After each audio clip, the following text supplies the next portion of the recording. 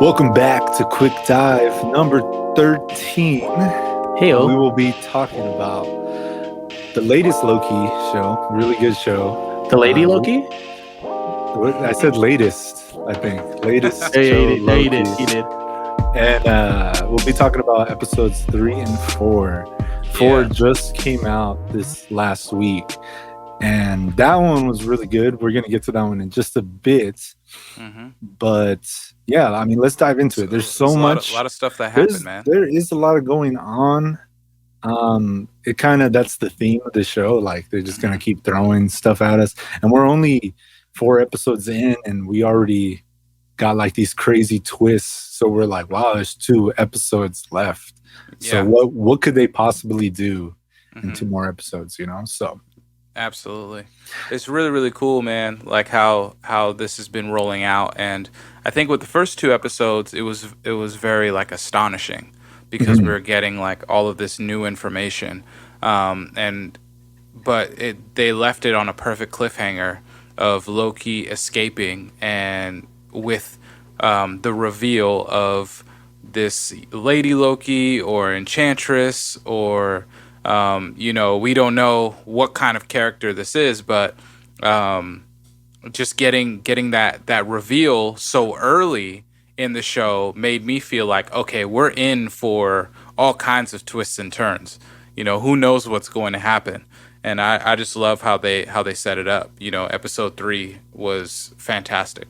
Yeah, it looked beautiful. Probably like, I wouldn't say the most like beautiful scene out of all the series. It's more like, all the series that came out, but right. It was very like visually stunning. Yeah, it's visually pleasing. It gives me that you guys remember how you felt watching Great Gatsby for the first time? You're kind of just like taken aback and you're like, this looks wild. It's the same vibes I'm getting. Yeah, I feel that. I mean, I felt that way kind of like from watching just like a lot of the cosmic Marvel movies, whether it's Thor Ragnarok or Guardians of the Galaxy. They're really getting space down pat and like making that look great, so like episode 3 takes place on this moon and it just looks beautiful. Like you almost forget that this is somewhere, like they're doing this on a soundstage somewhere, you know what I mean? It's like, where is this taking place? But it just looks so fire, and we get like some really good character building between Sylvie / Lady Loki / Enchantress with Loki, and it's basically a time where they get to kind of joust with each other, so to speak. Loki he's always the type of person, a taste of his own medicine. Pretty much, he's kind of that person where he's like, I'm gonna try you. If I meet you for the first time, I'm going to try you to kind of get a gauge of how you're operating. And Sylvie kind of matches him a little bit, or just doesn't really like go for the things that he would normally use, but is somewhat attracted in a sense, not necessarily physically, but just attracted to or enamored with how he is speaking and like the things that he does know, because he's a fully realized Loki. And in that episode, we kind of get the sense that she may not have had that chance to be the type of Loki that he is, in the way that, with her mission and in the way that she's been moving. What's wild is that I kind of get the the saying, "You're your own worst enemy." Yeah. It's kind of like he's his own match, but like she, like, obviously there's different powers and separations, but yet they have so many similarities. And I kind of like the casting because they somewhat look like each other. Like there's some similarities, at least from like their smirks, and like I think you it's can kind of just get the acting as well. Say one, but the accent. I mean, they're both the like accent, English, or I mean, at least in this series, they're whatever accent Asgard has. I guess I guess it's not really like English, right? It's like Asgardian accent, technically. So since we got they're both from Asgard. We in episode 3. We see them talking about their childhoods, and Loki's talking about like, my mom, like she was like the best sorceress on Asgard, and she taught me everything she knew. And then Sylvie, on the other hand, was like, I don't remember my mom at all. Right. Like I lost her. And at first, I was like, oh, they killed her mom. And later on, we found out that's not even the case. But it's kind of like, yeah. So far, we don't really know if she's really like a Loki, but there's like I guess enough proof to say that she is a Loki. Yeah. So it's just cool to see them growing up separate lives and different timelines and stuff like that. Yeah. And I think that Loki kind of looks at her and says, if I had the same childhood or if I had the same circumstances that you did, I could have been you also.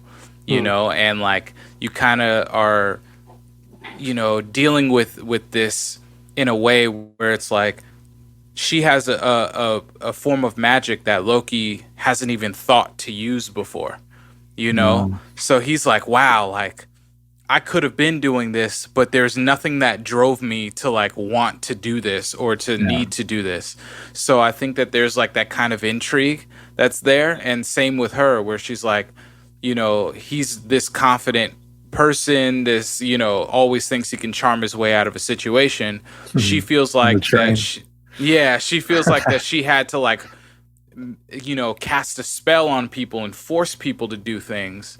But now she's realizing like, dang, I didn't even have to do that if I would have been fully realized in the way that I should have been. Right. So it's like both of them coming to terms with that. And I think that really comes to a culmination when they finally get on the train of this exploding apocalypse moon. The whole train. Like the thing that I really like about the show is we're not getting like a serious Loki. He's supposed to be like a jokester, so it's funny seeing him like morph into this Tron like guard suit, like with a turtleneck, and I'm just like, what? Like, and even when we found out his name, the first episode, Loki Laugheson, like laughing, laughing jokester. I was like, oh, that's kind of like a cool little laughing son, basically. He's the son of Laufey, which was the frost giant. So yeah, so it's just pretty cool to see like a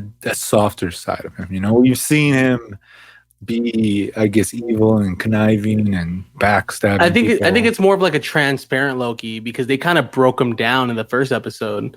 Like, I think what was done well is we got to see him kind of unravel that over the years when he was the original Loki, right from the Infinity timeline. Yeah, that's but true. They had to do it in such a way, like, okay, how can we break this dude down? 8 years worth of work in one episode, where basically it's kind of just like beating down that wall, and then dude just becomes super selfless, and it kind of just makes up for all those years where he didn't have to do that. They just kind of had to like press him. You know what I mean? And I think him being able to see that he got there helps him do it right now. True. Because all the times that he's been like holding off, throughout the years of being that, or like feeling like, okay, I have to protect myself. I have to protect myself. I'm only out for me. He realized, okay, well, I eventually get there. So everything that I thought I can start to implement right now, pretty much. And that's where we get this different side, which is really interesting. Yeah. One of the things I guess that kind of bugs me with the show and like, going through episodes is like some of the fight scenes seem really lazy. Yeah. In my opinion, like I feel like even in all the shows, like the fighting has been a little bit like off, but at the same time, they really compensate with the storytelling and the visuals. And Falcon and the Winter Soldier probably had like the best. Yeah. And even then it was kind of like, Yeah, I mean, it's all PG-13 too, so it's underwhelming is the best word. Yeah, super underwhelming. Very much. But especially more in this one because they're gods, and in several episodes, even when they're not at the TVA, it seems like they're struggling. Like on the Mentis one right here, when they're on the train, they're kind of struggling against the guards, and when they could have just used their powers, Loki's over here throwing his knife but missing. It's like, like you would never come on, you're a little bit better than that. You're right. But I don't know if they're just trying to make it seem like, okay, these guys aren't the best fighters. They're just good at, I guess, trying to get away, be elusive. Yeah, like the interesting part, and I don't like that Marvel is doing this, but I think it kind of coincides with our issues with Bucky and Falcon and the Winter Soldier, and our issues with like Wanda or Vision. You know, it's like when they're in the movies and when they're supposed to be powerful, they're extremely powerful, right? Yeah. Right. But when they're trying to turn a new leaf, or they're trying to like hold back what they're doing, vulnerable they're or something, vulnerable, yeah. and they suck at what they do, you know. And it's just like, I don't like that. Like, I don't like that has to be the compromise for trying to be good, or trying Right. to like think through things a little Yeah, bit why more, can't you be know? good and kick ass? Why you gotta? That's what I'm saying. Yeah, I'm I with feel I'm you. not sure if it's like a budget thing or, them trying to spread everything thin because it's a show now. So they're kind of like, we don't want to make them OP because then, all this is for nothing in a way. Mhm. We could have just made it a movie, which maybe you Right. probably could have. But I mean, so far, it is still visually stunning. There's a lot of cool Easter eggs, a lot of cool twists we're getting, Yeah. We thought they were going to die on the Mensis one. I didn't mean, know I what thought they were was going to too. happen there. That was like I the wasn't first sure. episode without Mobius, in the entire Right. episode. So it was really, really that character building between Loki and Sylvie. Sylvie. Did you guys feel that that when she went to sleep, or when they went to sleep, that there was like an enchantment going on, that like everything that we weren't seeing was believable? Or were you kind of like, you think that they were both very vulnerable at that time? I think they were just very vulnerable at that time. Both of them, I guess they were just trying to find a way off of that planet, And Sylvie, she said she's been there before. So, in a way, like, I guess they're just trying to work with each other. And it's like, I don't know if you're talking about the part where she's like asleep and then she wakes up and, Yeah. everybody's just singing. But I think that, like, it's just like a normal, just. Yeah, them being I them. think kind of like what we just touched on, like they both kind of just accepted it, and they kind of just like, well, my powers and everything I can do kind of mean nothing right now. Yeah. So they're just in their most vulnerable, transparent, this is me type of state. Yeah, because even earlier in episode 3, I think Sylvie tries to enchant Loki, and he's like, "What are you doing? Like, it's not gonna work on me, Like, and I'm pretty sure vice versa. I'm pretty sure most of Loki's powers won't work on Sylvie as well. She'd probably see right through it. So, they just kind of like, all right, we're an even Cancel each match. other out type of Let's- thing. Yeah. Let's just try to get off this planet, and then we'll go our separate ways. But along that way, they kind of connected and found out that they're very much the same, So Yeah, and that even more so, I think Loki for the first time found that he was like more privileged than Sylvie. Yeah. He's usually Right. on the receiving end of like not having enough, and the fact that he got to spend so much time with his mother and grow up and learn sorcery, he was kind of like, wow, she didn't get to do that. Like, I got to do Yeah. this. And I think it kind of shifted a perspective in him where he's like, okay, well, maybe we need to figure this out. And then not only that, we get the biggest reveal that we've gotten in the TV series so far, with Sylvie saying that everybody in the TVA is a variant. yeah. See, I love that too because it was so quick. Like they didn't focus, like they didn't elaborate on it for too long. She was literally like, everybody in the TVA, they used to be on Earth. Yeah. Within like 3 seconds, and just they kind of carried on with running away and whatnot. So now I was like, just so yo, crazy. Yeah, it's insane, man. Yeah. And the only way that she knew was because of enchanting these these hunters, The like agents, Hunter yeah. I think it was B20. B20, yeah. B20, and then I'm pretty sure she's enchanted other hunters as well. C15 in the story. Yeah. Other way around. Oh yeah, it was the other way around. Yeah, 'Cause, like, C20 and then B15. Yeah, Oh. B15. So I'm yeah, dyslexic. yeah. So I mean, the way she found out was like, all right, these people have memories. I have to dig so many years or however long they've been at the TVA just to get their memories. And that at that point, I was like, damn, how long have some of these people been there? Some of these people probably have been there from different timelines. Some people were probably variants that went off their course, and then when they were brought to the TVA, you know how when we were talking about, does everybody get a fair trial and is everybody just guilty? But I feel like maybe some people that aren't guilty end up working for the TVA, their like memories get wiped, and then the propaganda has been told every day. It's on the wall. It's like that's all you know now. You know. So my assumption would be like if you get a fair trial, like if they find that they're not guilty, they're like, okay, well, we already reset your timeline, we can't send you back, so now you work for us and you're stuck here. Yeah, like it's just a wild concept. I don't. It's probably that, and probably people actually being kidnapped from their timeline and such like that, which is pretty crazy to think. Like in the first episode, we get that little cartoon, like the Timekeepers created all the TVA and everybody here to control the sacred timeline, which I guess is still a thing. They're still kind of controlling the timeline, but the whole lie that everybody was created by the TVA is is just false. So. It just raises more questions. Every episode raises more questions, and I like that because it's such a vast concept that like I wouldn't want it to just be so simple. Like if it was just like one villain doing something, like it would have been like, oh man, we still don't how even did this know. happen? We don't know what's going on. We don't have a clue. We don't even know a villain, but I feel like in these shows that we're going to get from Marvel, there's not going to be a clear-cut villain. There's probably not even going to be a villain in most of them, In this one, you would think Loki would be the villain, but really he's the anti-hero, and he himself is trying to figure it out, but I think he's just trying to figure out his place in all this, because now he can't go back to his original timeline. So it's like, I have to figure out what to do. Yeah, or can he? That leads to episode 4, like we get an even bigger reveal, at the beginning of episode 4. We get a little glimpse of the Timekeepers finally. And I'm like, okay, there is Timekeepers. All right, let's see what else is gonna unravel. Right. Yeah.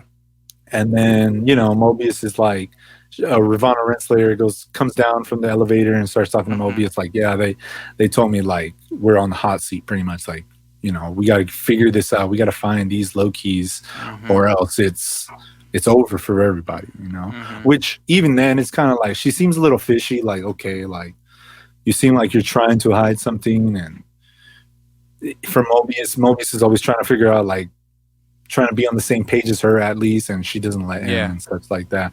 So even him, like, it bugs him, but it just goes back to the propaganda, like, for all time, like, just do what you need to do, and we'll do what we need to do, and we'll keep the sacred timeline going, which mostly alive. We don't know in what way, or if there even is a dictating the timeline, or if even veering off. We don't know who's doing it. Yeah. Right. And there's theories, there's theories of King the Conqueror, but I'm not too sure. Really interesting, man. Like I'm not too sure anymore either. Yeah. After seeing the Timekeepers, it was like, okay, I like the design. I like, how they were structured out. Like, this was really cool. And then, it moves forward to this Nexus event. So it's kind of like, okay, well, if Sylvie's right in everybody's variants, then like that means the multiverse still exists. Right. However, does the sacred timeline exist in the way that it's supposed to be?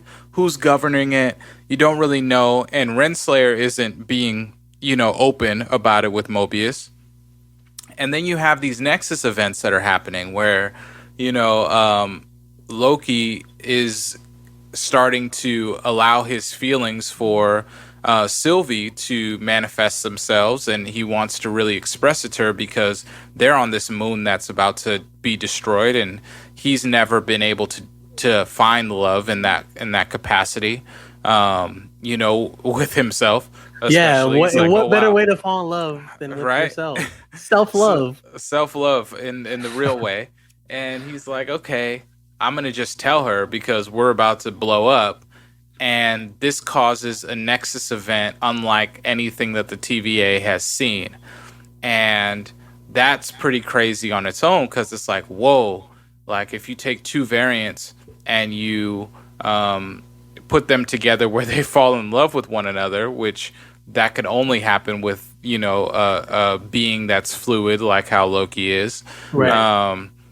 And then, so making that happen, how does it destroy? Like, how does it change the universe or the multiverse, or like where Yeah, are that's the what I was governing wondering too. things with You know, that? like You know? how does him falling in love with himself pretty much cause that spike? You know, and they Hmm. said it themselves. Have you ever seen a spike like that before? You know, so this was like like any Oh, other Nexus event sorry. that's ever happened. You know, Yeah, yeah. so I mean, But the only that thing I that could saves think, them. yeah, the only thing I could think is, you know, they weren't meant to fall in love and on that planet. You know, and They it was weren't just even meant supposed to to be see each destroyed. other, let alone fall in Yeah, love. You know, Or were they? or were they? Because without that happening, they wouldn't have saved them.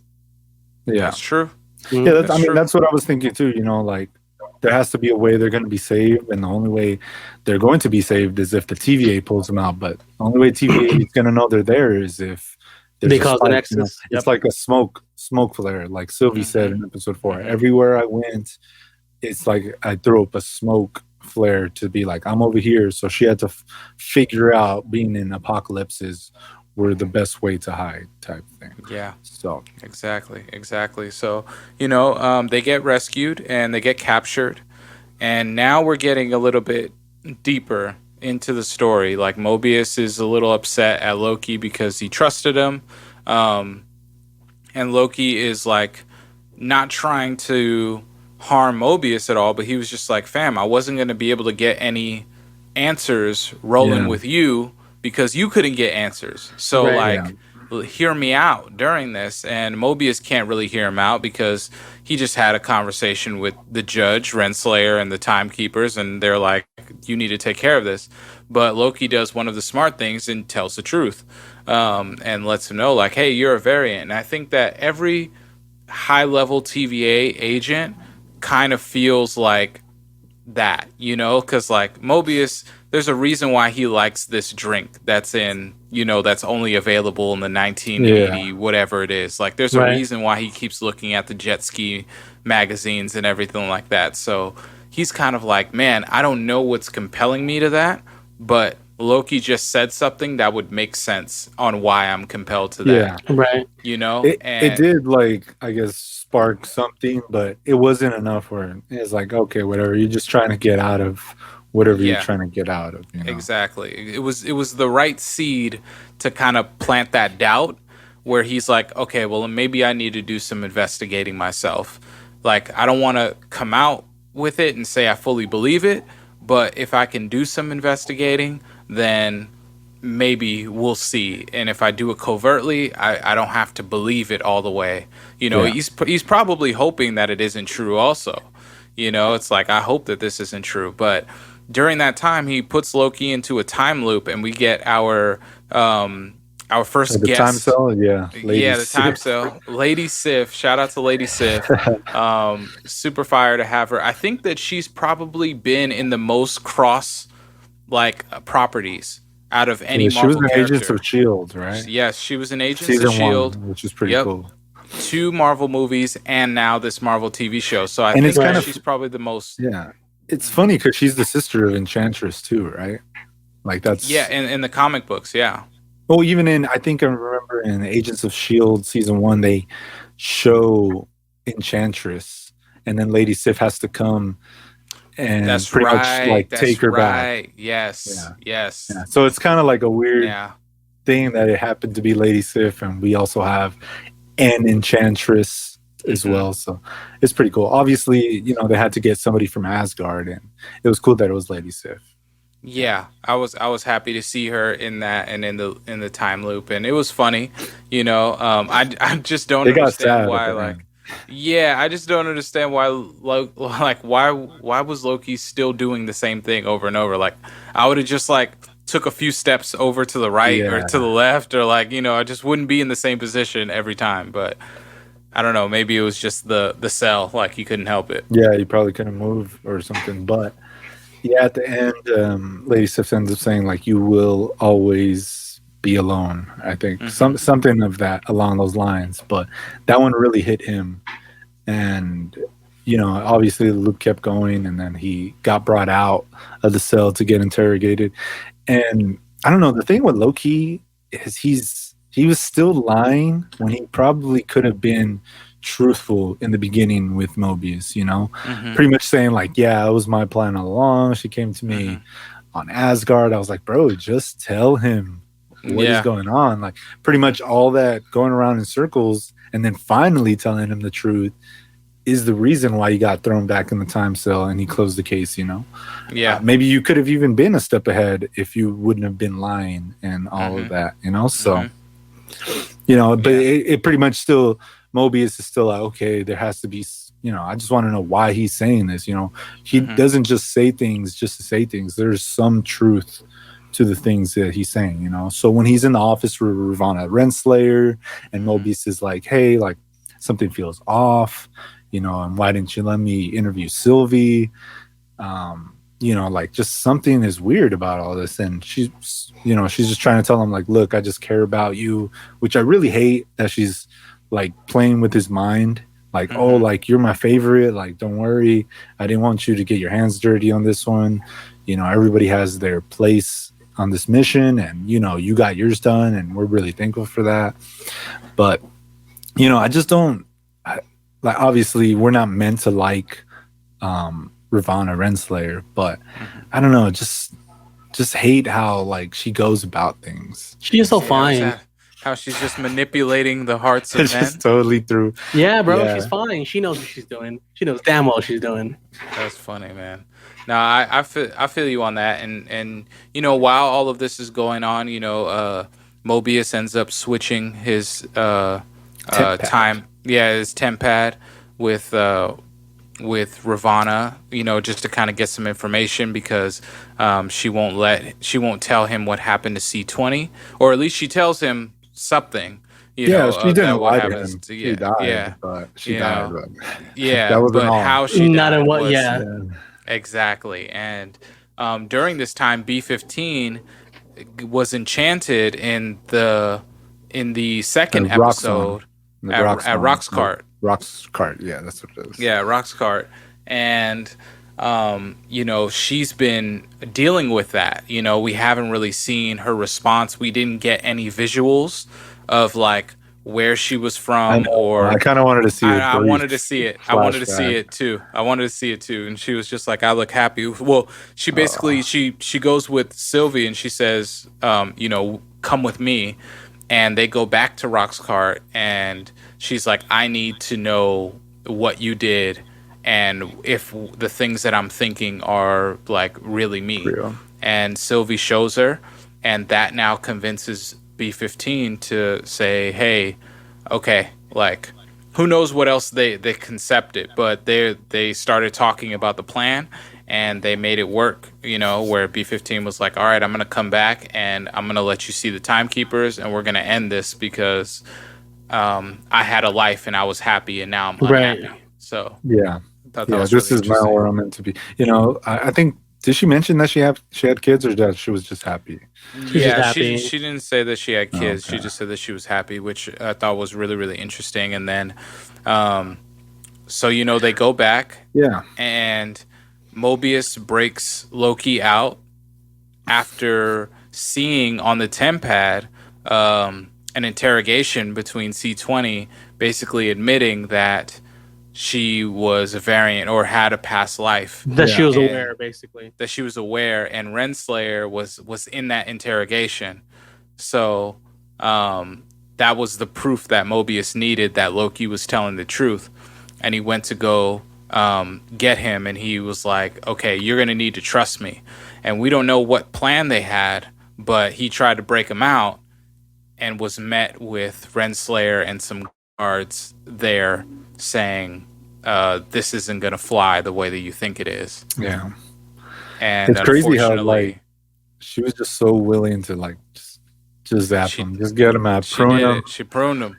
Well, he kept talking, like she didn't want to, but he kept talking. And when he said, I forgot exactly what he said, but he said something to the effect of like that he basically believes, that they're all variants, or that he's like, he might have wanted to be in a jet ski or something like that. Renslayer just could not have him tear down the construct that they have right now. Yeah. So she pruned him. And who knows if we're going to, that might be the end of Mobius right there, right then and there. I hope not.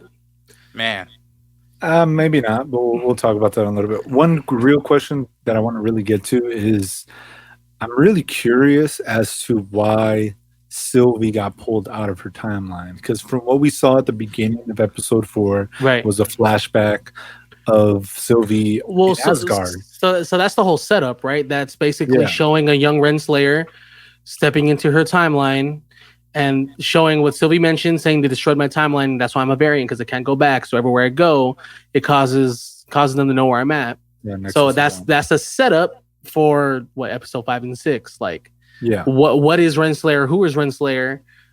And why is she pulling, random kids off of a timeline? Is it simply because she was a Loki and, she probably saw her life, years down the path and was like, Right. oh, she can probably be a problem for us in the future. Bro, put it this way, like, look at all the TVA agents kind of realizing, like, I was happy, like, what brought them here? Are they variants because they actually did something? Or are they variants because Renslayer is just picking people at random that aren't, they're kind of like expendable, you know what I mean? Yeah. Like, we got a random stockbroker kid in the very first episode that was like, dude, my dad works for so-and-so in the stock market, like, you're sued. But, like, how would he be a variant? It could just be they're pulling random people, you know what I mean? Yeah, and it kind of, well, I mean, Renslayer wasn't the judge when she did that. Right. There was another judge that was there. So she was kind of following orders. But it kind of reminds me of, like, Terminator. When you watch Terminator, and they had to go back in time to take out John Connor because they knew that he was going to be leading the resistance. Yeah. And then in Terminator 3, they were trying to, like, take out his generals because they were going to get brought into the resistance. So it's kind of like whoever was timekeeping at that time, like, even though that Sylvie was still a little girl, they were like, we need to convert her over to our team ASAP, because if she isn't, then it's going to be a problem. And I think that because she was able to escape and not get judged or either taken care of or brought into the TVA herself and her memories erased, that now all of these multiverse and Nexus events started happening because she was meant to be a part of something that she broke free of and started ruining the timeline. Yeah, that's so crazy. That was just like a little question that I had. I was just like, I just saw her. What was she playing with, like little toys? And then she's like, there's the variant. I'm like, what did she even do? Like, she's just chilling. But I just thought that was pretty sad, and it kind of confirms, she's from Asgard. Maybe she's a Loki. We still didn't get like the confirmation that she is a Loki, but we're kind of getting there. She, for all we know, she could have been the sister of Loki in that timeline. It would have been cool for, like, maybe someone to say, like, Loki, like, dinner's ready or something like that, and she's like, I'm almost there, like, while she's playing, and then gets kidnapped just so that we can get that confirmation. Yeah. So I feel you. I feel like maybe they are waiting for the next 2 episodes, and we'll see. But we do get another reveal. We like I said, we saw the Timekeepers in the beginning. We get the Timekeepers in the beginning of the episode, and then we get them again at the end of the episode. And we see them talking. They kind of seem off to me even when they start talking. I'm like, okay, it seems a little weird, but we're here. This is them. Like, and then they're like, what do you have to say for yourselves? Like, when the 2 Lokis are standing in front of them, and they just look at each other like, is that all you want? Like, just kill me. Like, I've been killed several times, and now you just want to interrogate me for what? Like, what is this? And that's when we get B-15 to come in and save the day. The plan gets activated, and they both get set free. And there's a pretty weak fight scene in that part. Probably the weakest fight scene. I'm not gonna lie. That's probably the worst fight scene I've seen. It was. And I guess they all get beat up. Everybody's on the floor for like I'm like, a few minutes. I don't know what happened to B-15. I don't even remember. Like she was on the floor. They knocked her out. She got knocked out too. I'm surprised like people weren't getting pruned like left and right. It kind of reminds me of a Tron, like when in Tron Legacy when they're getting like what is it called? Floppy disk. No, but no. Pretty much like uninstall. It starts with like a D.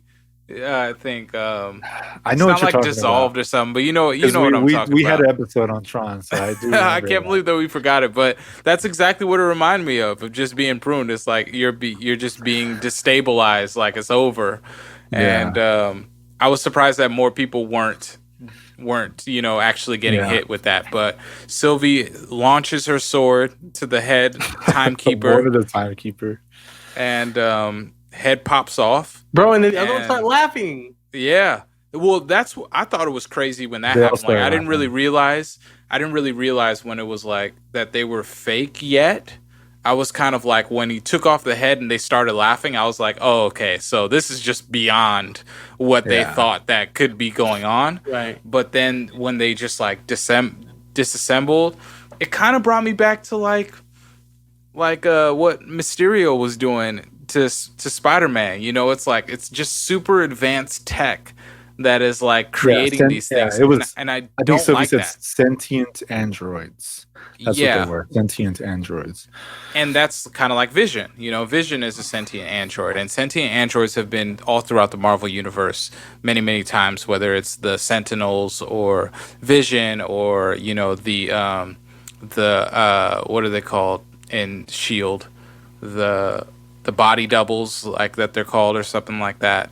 I can't think of it right now, but it's I don't know, like that the tech aspect bothers me because I like the magic. Like I just want it to be Yeah. more Yeah. advanced than that, you know. So Or when you they want it were to be just actual Well, it time. has yeah, I want it to be Sentient actual. It's gods. It like has to come be. It on, has to be man. bigger than just like the Wizard of Oz Yeah. effect. Yeah. Yeah, you know. So And then at that moment too, when the heads fell off, I thought somebody was gonna come from the edge of the room and be like, "Oh Yeah. man, like I can't Come on with believe like you a little did control, that." like, bro, yeah, you messed up my Yeah. plan. So yeah, like, yeah, they're so that was another reveal where it's like, okay, whoever's controlling these robots or animatronics aren't even in the TVA most likely, hmm So if they were, they probably would have been in that room with them, like yeah. And it's just so crazy because like the technology of them like are they actually going to different time periods now? that Because too. like that's where the question is because that can't really be faked. How are you able to do that? Unless it's some sort of alien technology. Or like, are they terrestrial? Are they in some place that Right. other people can get to? You know what I mean? And they've kind of made it so that that's not really the case. Like, are they all in the quantum realm? Are they just super small? Operating like the way that they're operating is really crazy. Yeah. And then we get our next big surprise where the main character, Loki himself, ends up getting pruned, and that What do you was think he was pretty gonna crazy. say? Let's start taking like Why? I was gonna say I love you, obviously. Yeah, he was gonna say I I love you. feel like we've seen that before where like they're about to say I love you and then kill. I don't know if it was a Marvel show or something like that we saw recently, but I mean, yeah, I think he was gonna say I love you, I guess it was like Star Wars, when I think it was Kylo was gonna tell it was like, oh, what was Kylo gonna tell Ray, or what was Finn gonna tell Ray? It's like we knew what they were gonna tell them, type thing. right. So it's like I think that was, the main thing, it wasn't gonna be like I don't know. I can't even think about anything else that he would probably say to her. Yeah.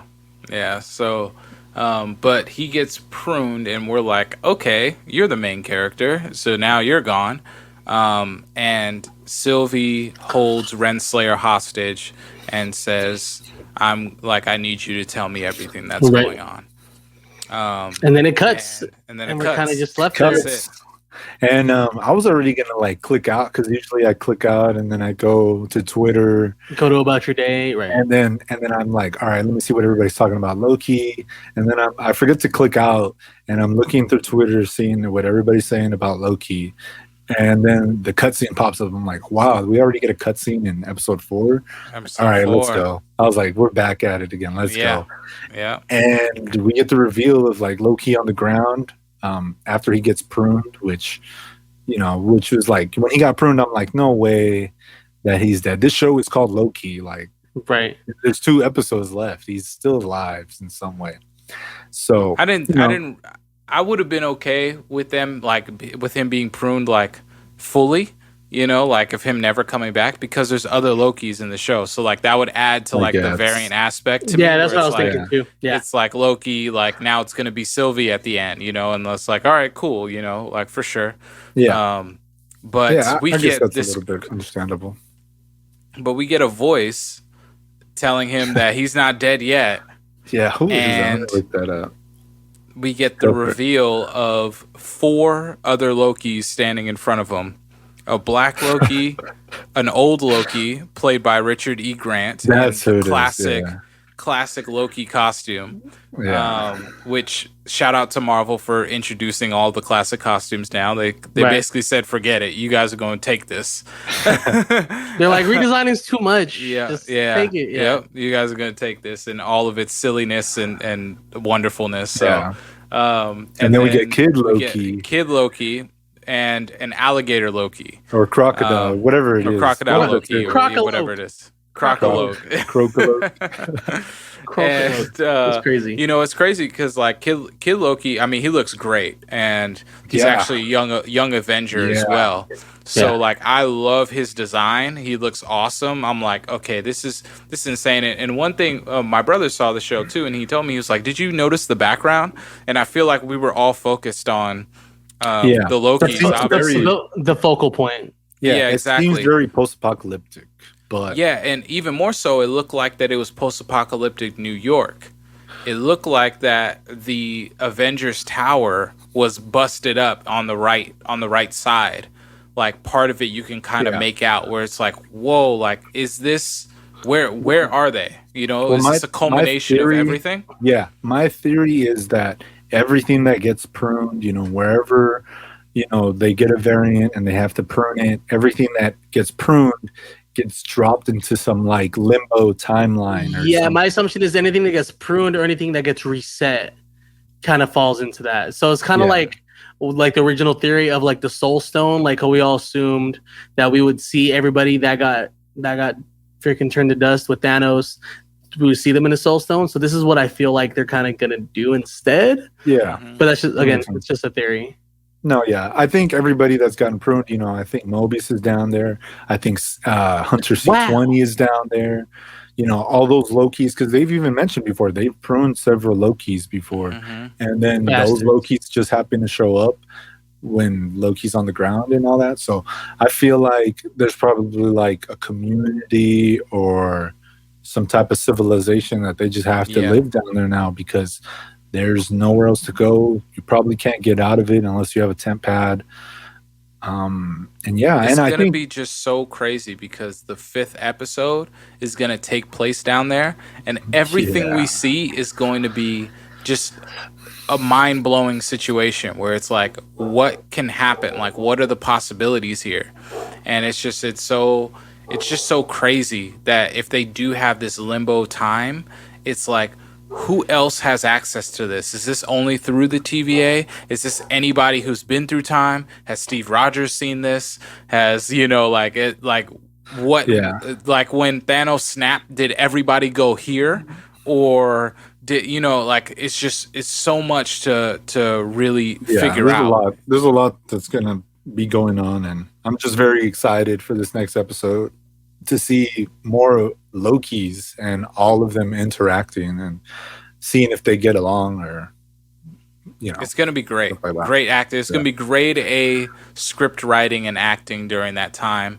And then the last episode will probably be all of the Lokis, against the TVA, which will be great. And then we'll get We'll see. our final reveal. So we'll see. Yeah. All right. Well, I think that was it. We covered mostly everything from the last 2 episodes, and we will be back on the next 2 episodes and talk about those. We're very excited. I hope you guys are very excited as well. We have a lot more coming, so stay tuned. And if you would like to start a podcast, go to productiveculture.com/podcast, and they will take care of you with whatever you need. So Yes. tap in, and we'll see you next time. Peace. All right, y'all. Peace.